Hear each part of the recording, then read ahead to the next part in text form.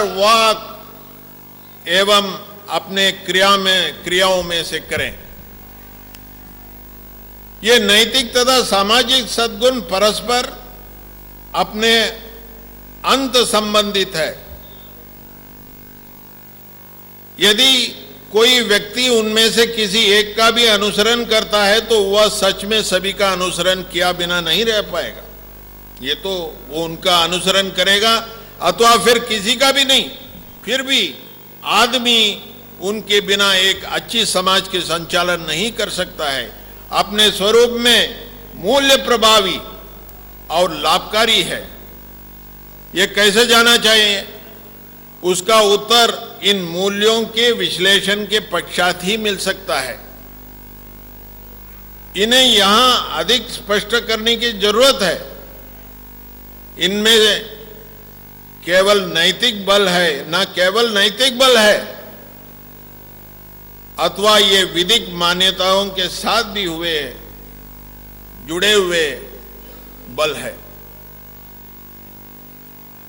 और इसमें से मैं ये कहूंगा कि बंधुत्व, मैं हमेशा कहता हूं कि बंधुत्व सभी सामाजिक मूल्यों का ठोस आधार है। और आज अध्यक्ष रूप से फिर से मैं इस बात को दोहरा रहा हूं कि बंधुत्व सामाजिक मूल्यों का ठोस आधार है। अब आप पूछेंगे बंधुत्व का क्या अर्थ है? इसका अर्थ यह है कि मानवीय भाईचारा, ये ऐसा मनोवृत्ति है जो दूसरों को आदर एवं प्रेम का पात्र बनाती है और साथ ही अपने साथी प्राणियों को घुल मिलकर रहने का एक सदिच्छा भी है। और ये बंधुत्व जो है ये सामाजिक संबंधों को जोड़ता है और प्रत्येक व्यक्ति में ऐसे व्यवहारिक अभिरुचि पैदा करता है कि जो उसे बहुजन हिताय, बहुजन कल्याण के लिए प्रोत्साहन करता है। उन अन्य लोगों की विभिन्न रूपों में भलाई करता है और उसके दैनिक आदत बन जाती है बंधुत्व के आधार पर। इस प्रकार बंधुत्व एक ऐसी सामाजिक भावना है जो मानव समाज में आनंद, मान सम्मान और सहिष्णुता मतलब टॉलरेंस जैसे भावनाओं को वृद्धि करती है। समुदाय, जाति तथा धर्म के भेदभाव बिना बंधुत्व सभी स्तर तथा वर्ग के लोगों के लिए सद्भाव में बांधता है। सभी मानव प्राणियों में इस प्रकार के सोच किसी उत्तम समाज के निर्माण में एक पूर्व शर्त है, ताकि भारत के लोग निरंतर सांप्रदायिक, जातिगत और पंथवादी होने से थक चुके हैं। इसलिए सबसे महत्वपूर्ण कार्य सभी नागरिकों के चिंतन और व्यवहार में बंधुत्व की भावना की भरपूर भावना होनी चाहिए। और इसमें हमारा मीडिया भी बहुत कुछ रोल अदा कर सकते हैं। हमारे मीडिया साधन इस दायित्व को भलीभांति अच्छी तरह से निभा सकते हैं।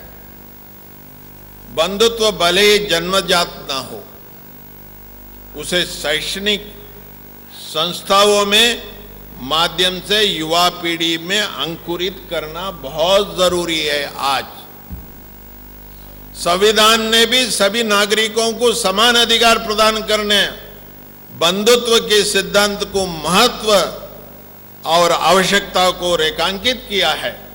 इसलिए दोस्तों, भाइयों और बहनों, हमारे अंदर में अगर हम बंधुत्व की भावना को प्रोत्साहन देंगे, हम सही में सामाजिक जो संविधान के सामाजिक मूल्यों को हम मजबूत बना रहे हैं।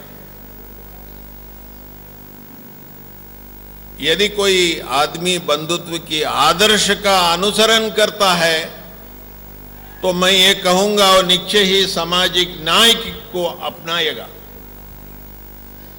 इसका अर्थ है कि प्रत्येक व्यक्ति का उसका उचित हिस्सा देना और प्रत्येक आदमी को वह सब कुछ मिलना चाहिए जिसके लिए वह नैतिक और विधिक रूप से पाने के अधिकारी है। राज्य ऐसा करके लिए समर्थ तथा सक्षम है, किंतु समाज का उत्तरदायित्व है कि वह असहाय, कमजोर तथा पिछड़े लोगों के हाथ तक उन लाभों को पहुंचाने की मदद करें जिन्हें सरकार उन्हें देता है। सरकार तो बहुत कुछ देता है, मगर हमारे पिछड़े वाले लोगों को वो फैसिलिटीज मिलती नहीं है। उसका कारण ये है कि जनता तक लेके जाने वाले जो अधिकारी हैं जो हैं, ये अपने दायित्व को समझते नहीं हैं और ये अपनी जिम्मेदारी को बराबर नहीं निभाते हैं।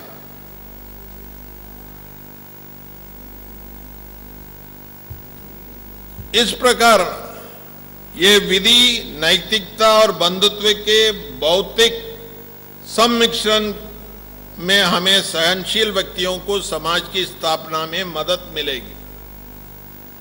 संविधान उस उद्देश्य को संपूर्ति के लिए स्वतंत्रता और धर्मनिरपेक्षता में सिद्धांतों को अनुसरण पर बल देता है। उसके आमुख में ही ये सामाजिक मूल्य रेखांकित है, ये मैं कहना चाहता हूं। वास्तव में बंधुत्व तथा सामाजिक न्याय के सिद्धांत हमें स्वतंत्रता एवं धर्मनिरपेक्षता के दिशा में संप्रेरित करता है, हमें उत्साहित करता है, क्योंकि ये सभी सामाजिक मूल्य अपने कार्य रूप में एक दूसरे के अंतर्निहित है। संविधान हमें स्वतंत्रता के अधिकार प्रदान करता है, अर्थात सभी को चिंतन, अभिव्यक्ति और भ्रमण की स्वतंत्रताएं भी प्राप्त होता है। यह स्वतंत्रता उस अर्थ में सकारात्मक हो सकता है जब हमें अन्य लोगों द्वारा बोलने और अपने ढंग से जीवन यापन करने, धर्म का अनुसरण करने और आदि के स्वतंत्रताओं की गरिमा तथा सुरक्षा भी रहती है। स्वतंत्रता नकारात्मक नहीं है, वह वास्तविक रूप में सहनशील व्यक्तियों को समाज के निर्माण की स्वतंत्रता है, अर्थात उन लोगों की समाज के एक दूसरों को धर्म का समाप्त करें। संविधान में अंतर्निहित धर्मनिरपेक्षता का सिद्धांत राज्य को निर्देशित करता है। वे धर्म के आधार पर किसी के प्रति भेदभाव नहीं करता है, ताकि हम धर्म के आधार पर किसी के साथ हम झगड़ा करें।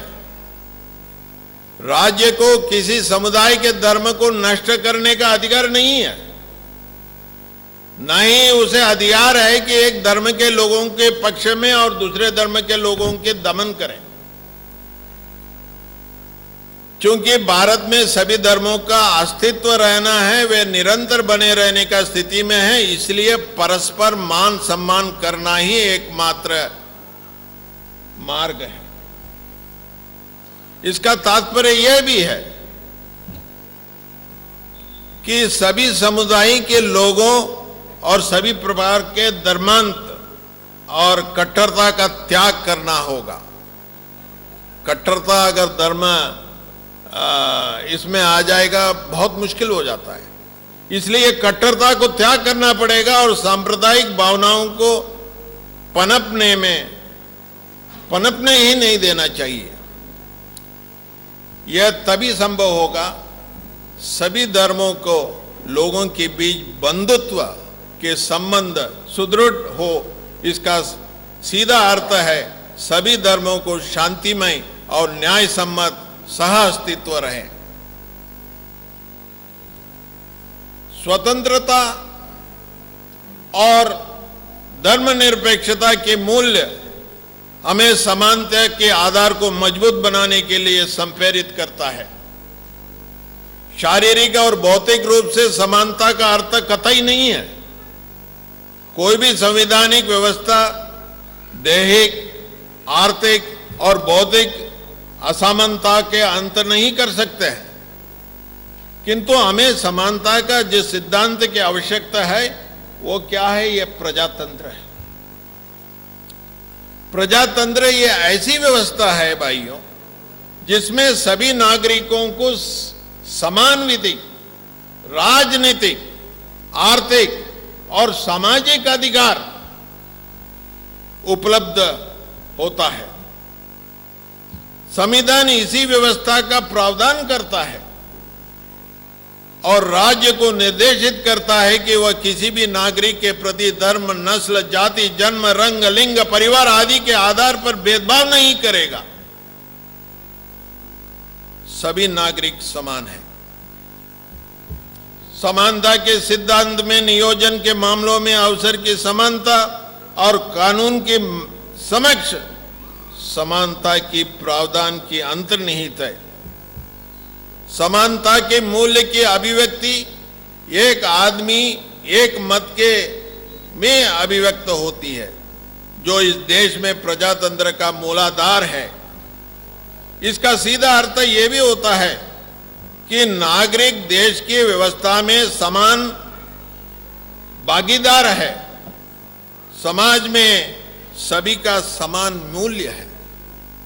कोई भी व्यक्ति किसी शक्तिशाली व्यक्ति का साधन मात्र नहीं है साथियों, कोई किसी का दास नहीं है और यहां तक शक्तिशाली लोगों के प्रत्येक मानव गरिमा का सम्मान करता है, चाहे वो निर्धन हो, कमजोर हो अथवा पददलित हो।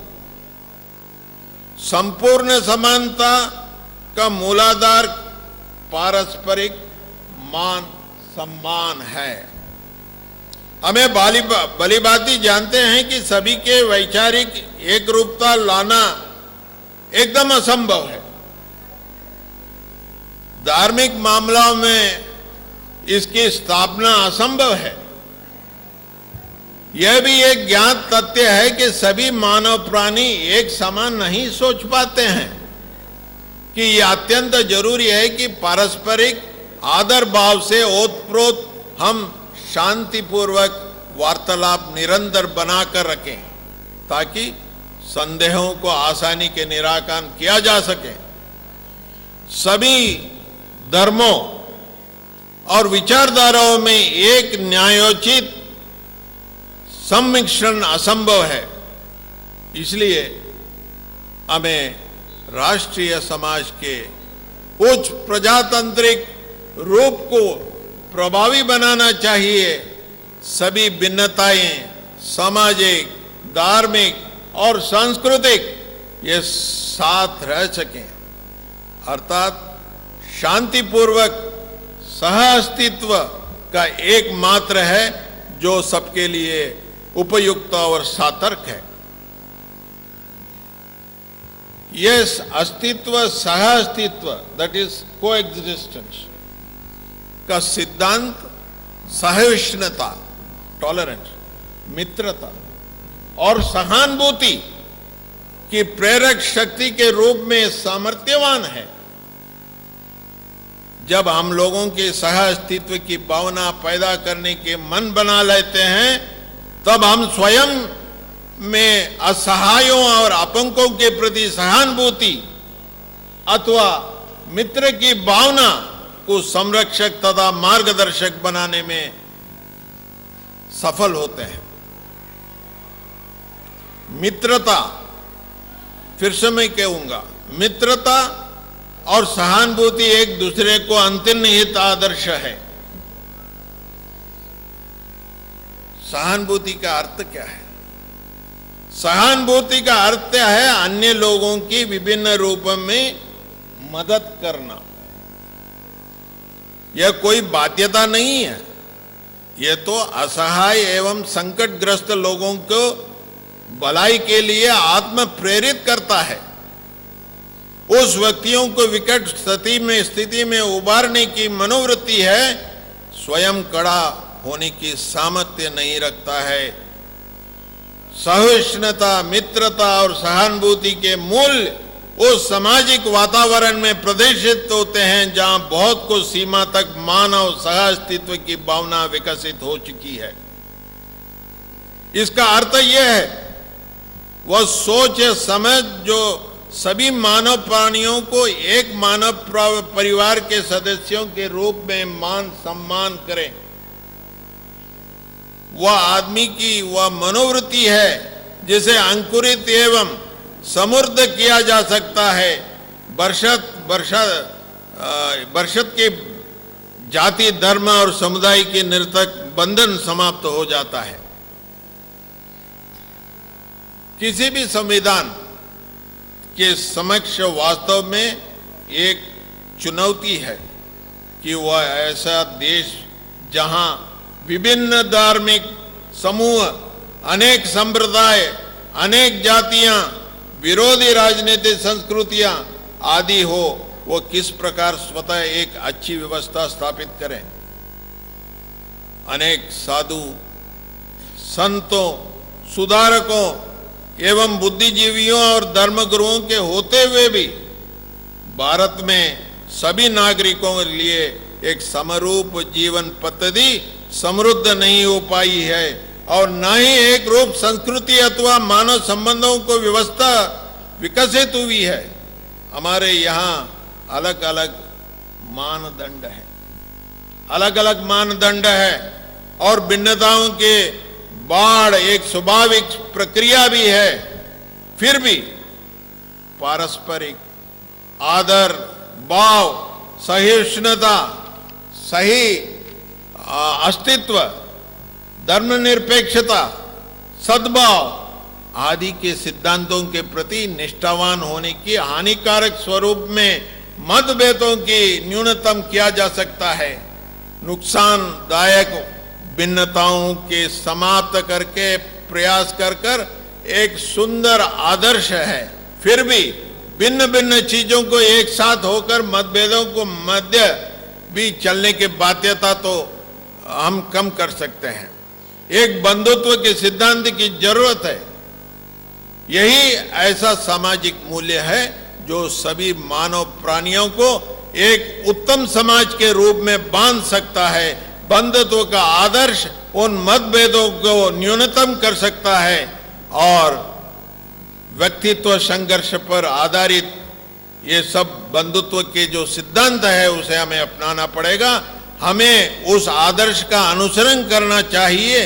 दूसरों के प्रति घृणा, दूसरों के प्रति द्वेष के बिना संस्कार की अच्छी चीजों की उपयोग करें, अर्थात अपनी जीवन पद्धति में अनुसरण करें किंतु अन्य के प्रति कोई दुर्भावना न रखें। यही भारतीय संविधान का एक सर्वहितकारी सामाजिक संदेश है।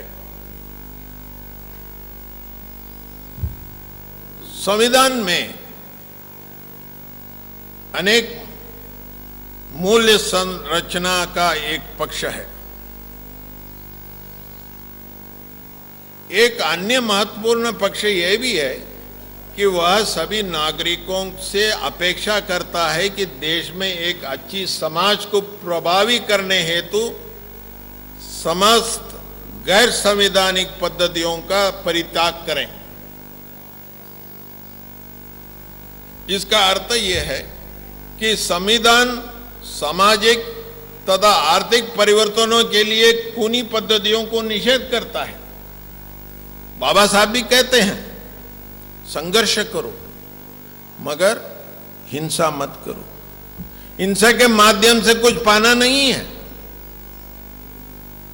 अहिंसा न केवल एक नैतिक आदर्श है अपितु इस देश के सभी नागरिकों पर एक विधिक दायित्व भी डालता है कि बदलाव की प्रभावी बनाने के हेतु हिंसात्मक तरीकों का प्रयोग न करें।